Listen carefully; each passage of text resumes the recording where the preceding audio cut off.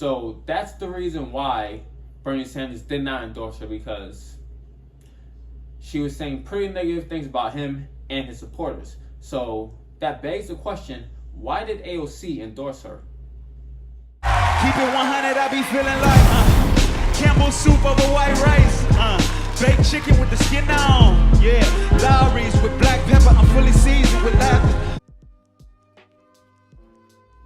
Bernie Sanders made a slew of endorsements just ahead of the up-and-coming New York City primary elections. So what I find intriguing is not just the people he endorsed, but who he decided not to endorse. So before I get into that, I'm going to talk about the candidates that he did endorse, and then after I'm going to speak about the person he didn't endorse and why he didn't endorse this person.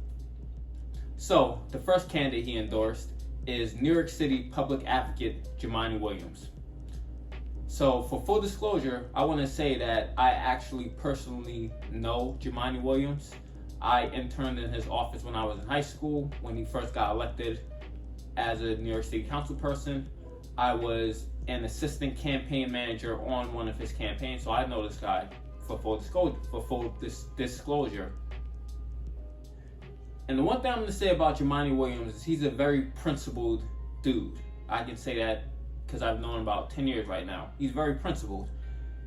During the 2016 primaries, Jumaane decided he was going to endorse Bernie Sanders despite being advised against it, because he knew Hillary Clinton, well, she was a senator from New York City, from New York, and she was extremely powerful, and Bernie Sanders was likely to lose New York.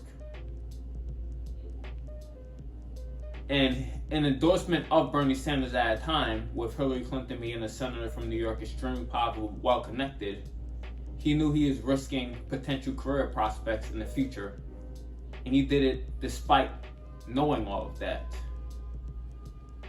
So he's a very principled dude. He's a great dude. And that's about all I'm going to say about Jumaane Williams. He endorsed Bernie Sanders in 2016 when he was advised by some people on his own staff not to, and definitely by other politicians he was advised not to. Bernie Sanders at the time was a candidate that represented his views more than Hillary Clinton, definitely more so than Hillary Clinton, but more so than any candidate. The next candidate that Bernie Sanders endorsed was Brad Landers. So I don't know much about Brad Landers and much about most of the other candidates that he endorsed, but Brad Landers, I remember working a bit on his campaign. I think the time when I worked a bit on his campaign as a volunteer was Jumaane Williams, his last term as a New York City council member. He already knew he was going to win the election, so he had us campaign for Brad Landers, whose seat, I'm not sure if he was running for the first time for his seat, but he was not guaranteed to win a seat, at least. And people from Jumaane's campaign worked on his campaign to help Brad get elected. So I don't remember too much about him, but I remember his politics are pretty progressive. And if he's endorsed by Bernie Sanders, that says a lot. The next candidate is Tahani Albushi for Manhattan District Attorney. Don't know much about her, so I'm not going to go into it. The rest of these candidates I don't know much about. I'm just going to say their names, and Bernie Sanders endorsed them in for the seat they're running for. The next is Antonio Reynoso for Brooklyn Borough President. After that is Alfonso Abreu, endorsed by both Bernie Sanders and AOC, for City Council for the 14th District. Next is Tiffany Caban, endorsed by Bernie Sanders and AOC for the City Council for the 22nd District. After that is Jaslyn Kayor, endorsed by both Bernie Sanders and AOC for the City Council District 23. Next, Alexa Evalis, endorsed by Bernie and AOC for the City Council District 38. Next is Michael Hollingsworth, endorsed by Bernie Sanders and the DSA of New York City for City Council of the 35th District. And finally, Amita Ahmed was endorsed by Bernie Sanders for the City Council of the 24th District. So now I'm going to talk about who Bernie Sanders didn't endorse. The person that Bernie Sanders didn't endorse was Maya Wiley, and she's running for the mayor of New York City. Maya Wiley was endorsed by AOC. The reason he didn't endorse Maya Wiley for the mayor of New York City is because she had a lot to say about Bernie Sanders and a lot of his supporters. So I'm going to read to you some of her tweets. That I went into detail about this in my video yesterday, but some of you, of course, didn't watch it. So for the people who are new to the video, I'm gonna go into some of the tweets and some of the things that she said about Bernie and his supporters. So this first tweet is an op-ed by NBC News. The title of this op-ed is "Bernie Bro Mob Never Went Away After 2016. Just ask their victims." It was retweeted by Maya Wiley, and her caption is, "I wish I could say I haven't seen this on the left. I'm progressive and believe in change, and how we get there matters too. The ugliness isn't from a majority, but it's undermining Trump's MAGA supporters, and Twitter Bernie bros have this ugly tactic in common." The next tweet, she retweeted an article from the HuffPost. The title of the article says, or a caption says, "Biden wants Bernie to condemn his supporters for those sexist, threatening emails." Maya Wiley says, "Me too." Ironic that she says "Me too" with the picture of Biden when the Democrats didn't care about the Me Too movement when Biden was accused of sexually assaulting a woman, but that's another story. Next tweet. South Carolina GOP asking people to vote for Bernie Sanders. And she's obviously tweeting that to smear Bernie Sanders, saying that, hey, if Republicans like him, he has to be terrible. Next tweet. As a progressive black woman, I have been drawn to Elizabeth Warren over Bernie Sanders for the leadership qualities coupled with honesty and compassion, and her policies thanks to Kamala Harris and others recognize the needs of the black community. Just saying. Next tweet. Bernie Sanders says his position is the same as Obama, giving Biden another opportunity to show he came to play tonight by sternly and vigorously saying Obama never said anything nice about Castro. So that was obviously a lie. Bernie Sanders, he complimented Fidel Castro because he brought Cuba's literacy rate to one of the best in the world from one of the worst in the world. And Obama did the exact same thing a few years ago. And I'm going to play a video so you see that she's lying here. So take a look at the video.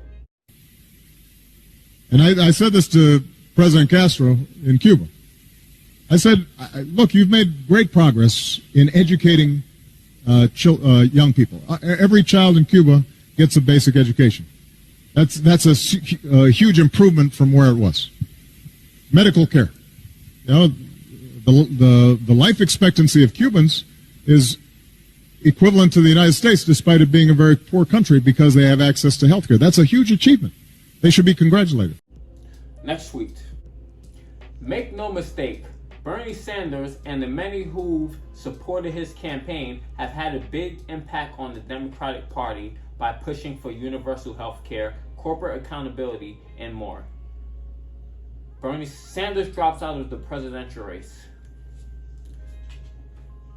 So the only time she had anything positive to say about Bernie Sanders was after he dropped out the presidential race and shortly after endorsed Biden. So that's the reason why Bernie Sanders did not endorse her, because she was saying pretty negative things about him and his supporters. So that begs the question, why did AOC endorse her?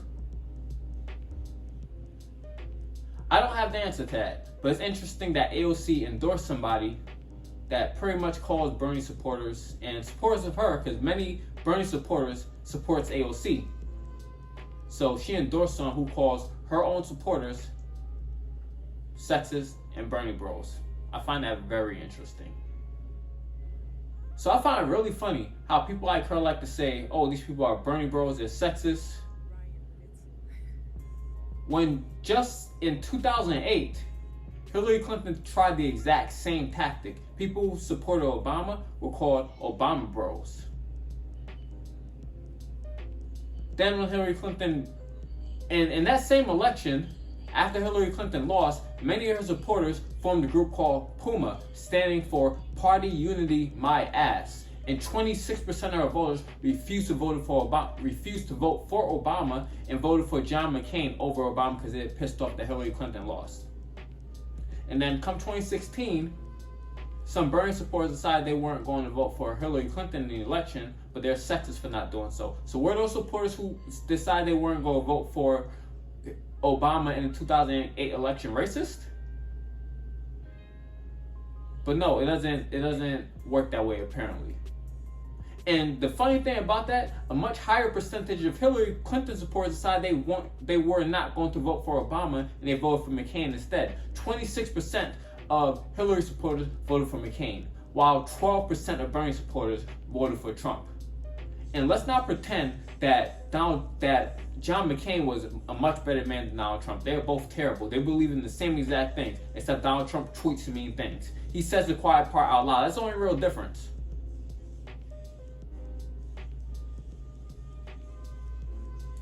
So that's all I gotta say for this video. If you like the content, like and subscribe to the channel, turn on post notifications, know I post videos in the future. But I gotta leave you with one more thing before the video is over, and that's the word of the day. The word of the day for today is peculiar. Peculiar is spelled P-E-C-U-L-I-A-R.